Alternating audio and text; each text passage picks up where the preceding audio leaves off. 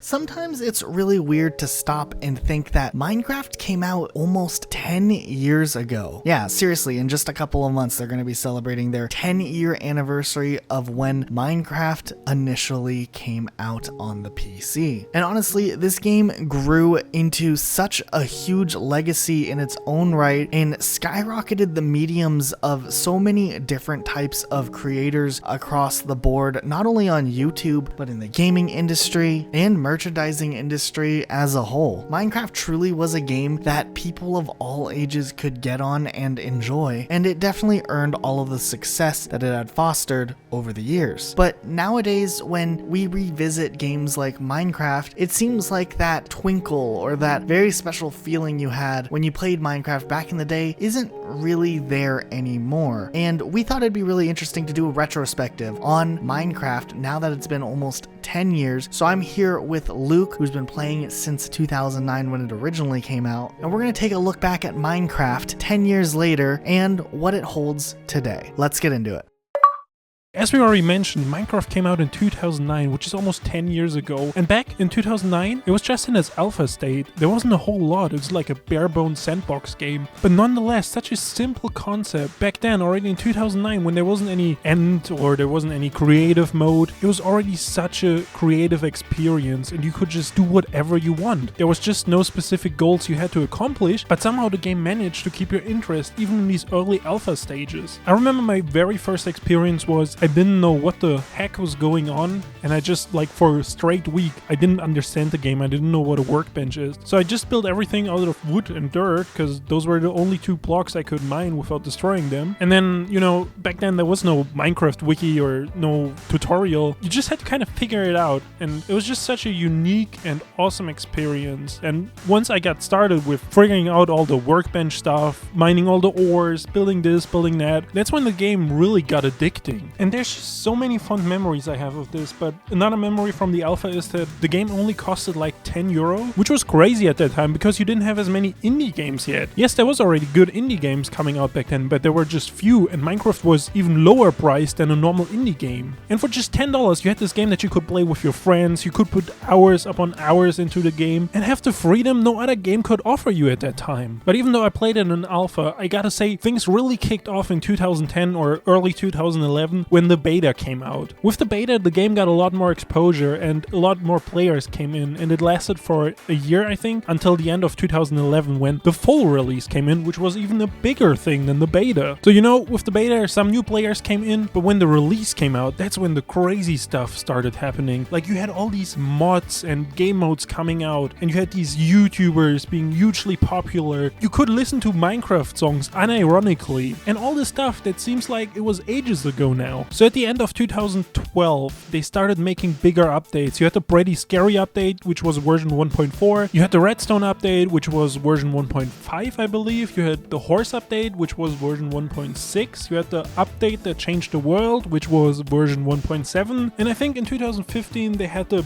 Bountiful update, which was version 1.8, which is probably when most people like me stopped playing. But in between those 2 or 3 years, from 2011 to 2014 and 15, you had Hypixel, which is one of the most popular video game servers of all time. And also Hypixel is a video game studio now, and they're gonna release Hytale sometime soon. And they just started as a Minecraft server hoster. You had Hunger Games, you had Skywars, you had Super Craft Bros, which was a Super Smash clone. It was super fun back in the day, and it was a huge deal when it came out in 2013. It was made by the YouTuber Self-Playing, I believe. You just had everything working together. YouTubers making videos about mods, making videos about servers, making their own creative content, and just there was so much you could enjoy, and you felt part of a huge community. Elijah will get into the console part in a little bit, but first of all, on PC there was just so much stuff to do. I still can't believe it all these years later. Once you got over the regular survival mode and building a city with your friends, you could play mods like Hexit, Techit, the Ether mod,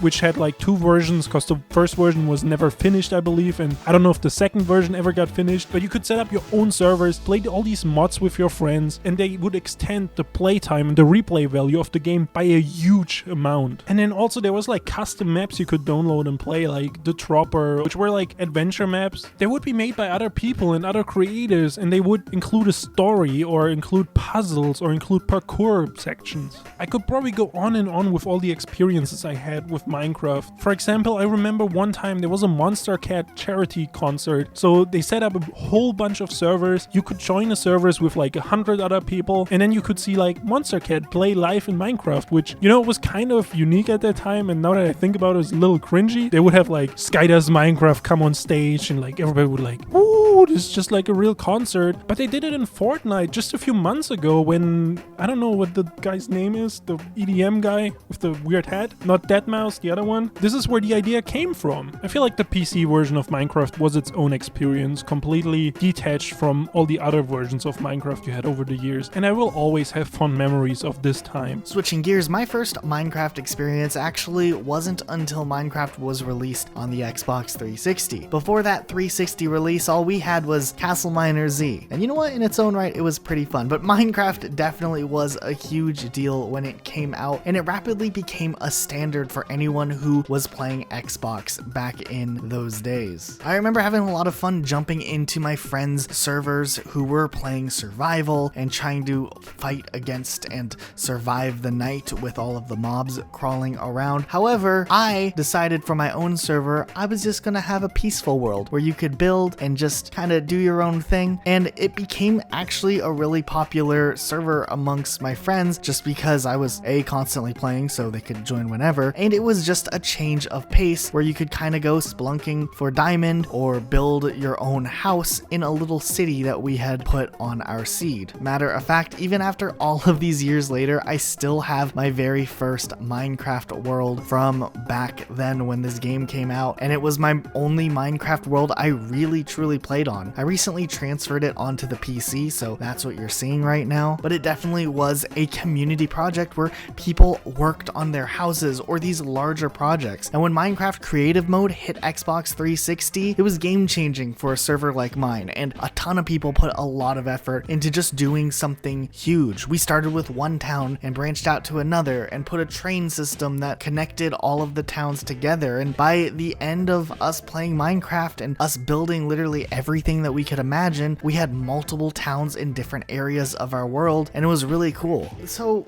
what happened to Minecraft? After all of these years, yes, the numbers of Minecraft players is continuing to grow, especially with Minecraft being available in new markets where gaming is relatively new and different places of the world are getting access to Minecraft for the first time. But why don't we hear about Minecraft as often as we did? I mean, it was the biggest thing on YouTube for multiple years, and all of a sudden it just seems like interest has kind of dropped off, or it's not as popular as it once was. I think one major thing to account for is the fact that Minecraft is very much a game that you experience mostly on the first time you play the game. This game offers so much, and it's such a unique experience that can really only be captured one time. Sure, you can always start another world or play in a different type of server, but that first time that you play the game and you build a dirt house just so you can survive a night, or you complete a town, or you find diamond for the first time, or you figure out how to build a portal to the nether, or you reach the end, it's all contained to kind of your first experience on the game. Once you've done everything, there's nothing new or fresh to make you feel like you're having that first feeling of exploration again. Minecraft had some really great longevity over the years because the game was so chocked full of these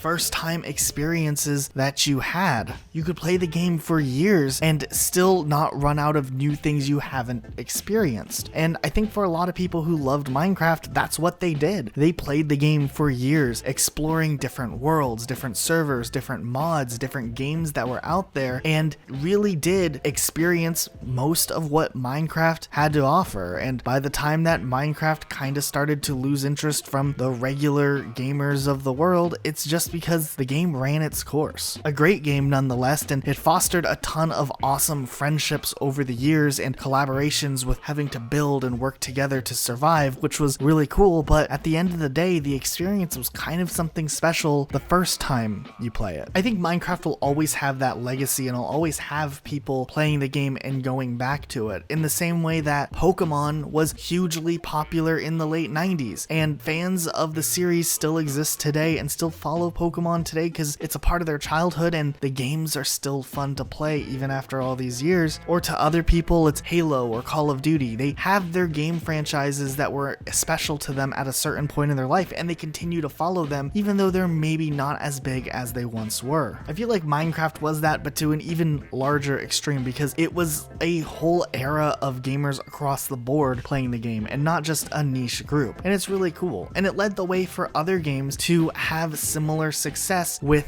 being more of a social phenomenon, less than just a game that you play. We saw later games like Five Nights at Freddy's become huge because of the YouTube community covering it, and Roblox, and now Fortnite. It's kind of the same thing. The first time you played a battle royale game was a unique experience, and each time you play a battle royale game, slowly the experience fades less and less as you begin to win more. It doesn't become as new of an experience, and we feel like Minecraft kind of was the same way. Nonetheless, Minecraft definitely is a masterpiece in its own right and deserves everything that it's had coming for it, especially with the legacy that it left on the gaming community as a whole. Never have we had a game focused on building be so interesting, and a lot of games have incorporated that idea of building and creating things and really taken it to the next level. So does this game hold up in 2019? The answer is yes. If you've never played the game, it's such an awesome experience if you play it for the first time. But even for me, who played the game for like 4 or 5 years, almost every day. I took a little break now, and it's been like 4 or 5 years since I played the game last. So before this review, I came back and played a little more of it. And I gotta say, it's kind of fascinating me again. I feel like the break was long enough, and there's a lot of new stuff, and there's a lot of new servers. So I'm gonna go and play a little bit of Minecraft again. If we had to give the game a rating, it would probably be an A or A minus or even A plus, something along those lines. There's some negative stuff about it now, like they added microtransactions to it, and it feels kind of off at some points when you see like Disney monetizing Star Wars skins in Minecraft, and you're just like, okay. But the base experience when you buy the game is still there. You can still build whatever you want, you can still do whatever you want, you can still play every game mode you want, or even play any mod you want. That part of the game is still there all these years later, and it will hopefully never go away. This game is still relevant, god damn it! Anyways, that's our video for today. We really hope you enjoyed it. Let us know in the comments down below what's your experience with Minecraft, and also make sure to subscribe and like the video. Thanks a lot. See you guys next time with a brand new video.